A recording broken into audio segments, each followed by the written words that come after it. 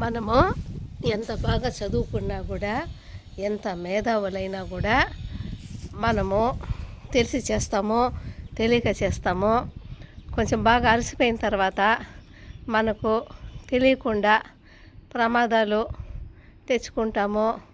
లేకపోతే ఆ జీవితము అంతటితో పోవాలని దేవుడు రాసిపెట్టాడు అనిపిస్తుంది. కానీ కొన్ని సంఘటనలు జరుగుతాయి, చాలా బాధేస్తుంది. తల్లిదండ్రులు పిల్లల్ని బాగా చదివిపిస్తారు. కొంతమంది పిల్లలు మంచి డాక్టర్లు, ఇంజనీర్లు, చాలా మంచి మంచి సైంటిస్టులు, చాలా మంచి స్థాయికి వెళ్తారు. బాగా చదువుకోగానే కదా మన పరిపాలన అనేది కూడా మనకు ఇలా ఉంటుంది. చదువుకొని సంపాదిస్తేనే కదా మనం కూడా అందరూ బాగుంటాము. తెలివితేటలు అలాగా ఏమిటంటే మన అప్పట్లో ఏపీ నుంచి మొత్తము ఏపీ తెలంగాణ ఒకటిగా ఉండేటప్పుడు, నేను హైదరాబాద్లో ఉండేటప్పుడు ఒక సంఘటన జరిగింది. అది ఏమిటంటే బాగా చదువుకున్న పిల్లలు తక్కువ ఏజ్లోనే మంచి స్థాయికి రాగలుగుతారు. అప్పుడు ఎల్బీ నగర్లో సతీష్ అనే ఒక అబ్బాయి హైదరాబాద్ నుంచి వేరే దేశానికి వెళ్ళాడు. ఎట్లా వెళ్ళాడంటే, ఆ బాబు తను చదువుకునేటప్పుడు అతనికి సైంటిస్టు కావాలని కోరిక. కాబట్టి సైంటిస్ట్గా ఆ ఫీల్డ్లోనే బాగా చదువుకున్నాడు. మన ఇండియా నుంచి కూడా ఎంపికయ్యి వేరే దేశానికి వెళ్ళాడు, అమెరికాకి వెళ్ళిపోయాడు.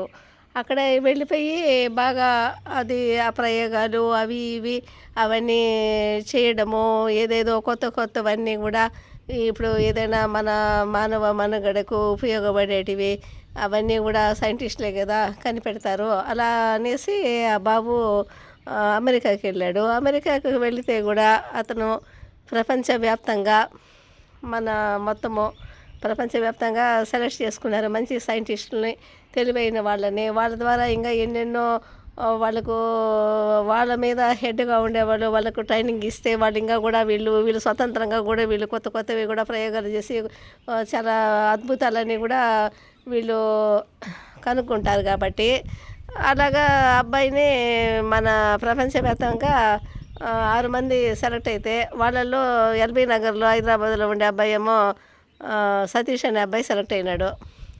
కాబట్టి చాలా సంతోషం అనిపించింది. బాగా టీవీలో వచ్చింది, పేపర్కి వచ్చింది.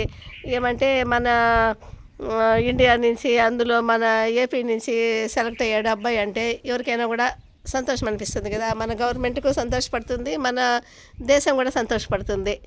ఎందుకంటే మన అబ్బాయి మంచి సైంటిస్ట్గా 6వ నెంబర్లో ఆరో మనిషిగా సెలెక్ట్ అయినాడని. తర్వాత అతను బాగా అక్కడ మంచి మంచి ప్రయోగాలు చేశాడు. ఏదేదో అప్పట్లో మంచి మంచివన్నీ కూడా అద్భుతాలన్నీ సాధించాలని చెప్పని వాటిలో సక్సెస్ అయ్యాడు. వాడ మంచి పేరు తెచ్చుకున్నాడు.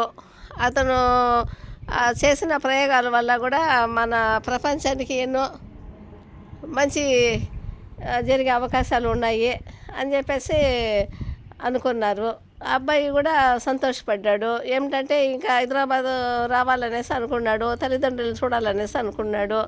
అబ్బాయి ఏం చేసినాడంటే అక్కడ అవన్నీ ల్యాబ్లో అన్ని ప్రయోగాలు అవన్నీ చేసినాడు.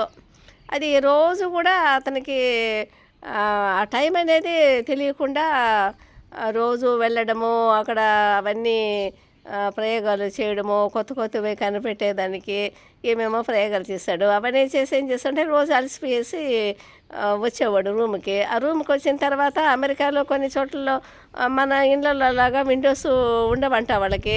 బాగా మొత్తము ఏసీ చల్లగా బాగా ఆ బెడ్లు కూడా కానీ అట్లా కూర్చుంటేనే నిద్రపోయాడుగా, మెత్తగా పరుపులు అవన్నీ ఉంటాయంట. లోపల చాలా బందోబస్తుగా ఉంటాయి రూమ్స్.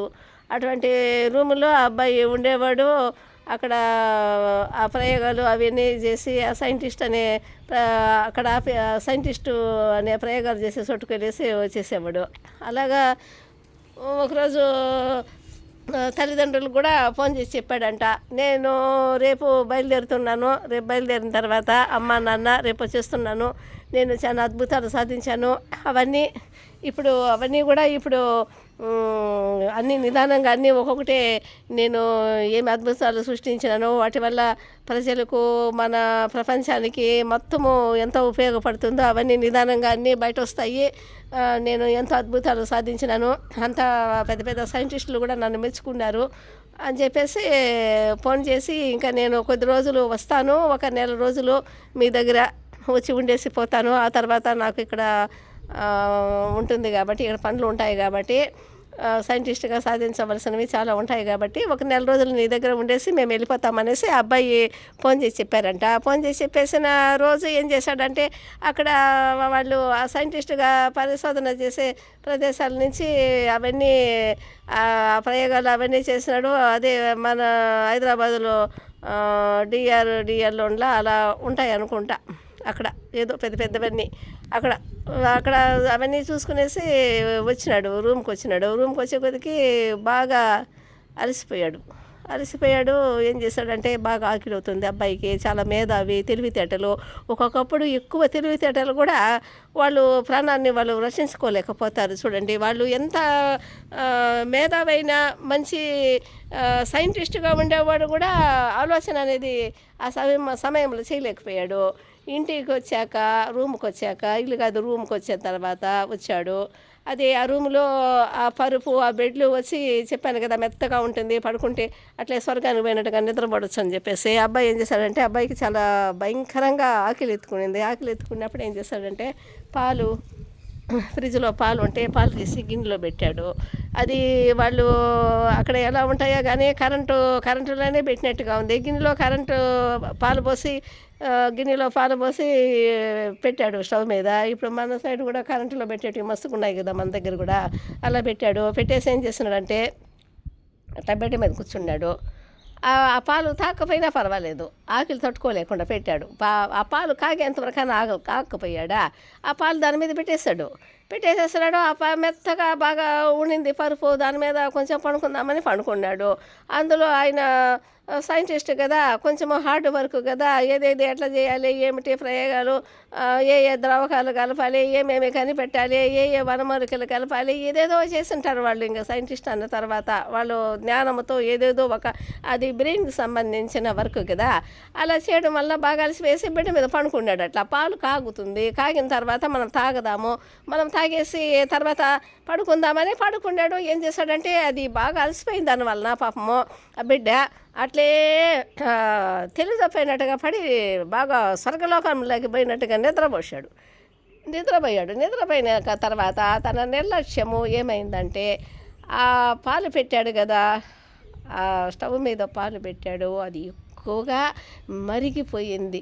మరిగిపోయి అది బాగా అట్లే ఒక పొగలాగా అది పాలంతా అయిపోయి గిన్నెంతా బాగా ఇట్లా నల్లగా మాడిపోయి అది పొగలాగా దానిలో నుంచి వచ్చింది. అదే కదా కార్బన్ డైఆక్సైడ్ అనేసి అంటాము కదా, అది చెడుగా వాసన స్మెల్ తోటి వచ్చేసింది బయట.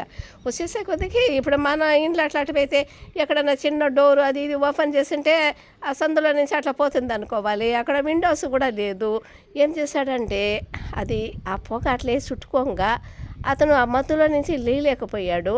ఆ పొగంతా ముక్కులో అట్లా గాలి ఆడకుండా పోయే కొద్దికి అంత పెద్ద మేధావి, కాబోయే సైంటిస్టు, మంచి వాళ్ళ ప్రపంచ